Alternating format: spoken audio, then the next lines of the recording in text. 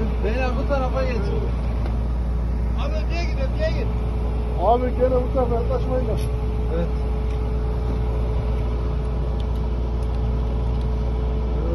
Işığı. Yavaş yavaş yavaş.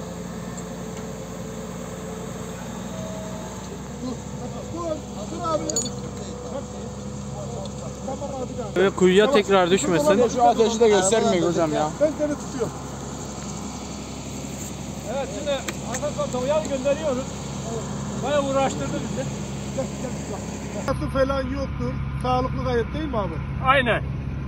Sağlam. Herhangi bir hasar olmadan. Kendine bize zarar vermezsin diye battaniye sardık.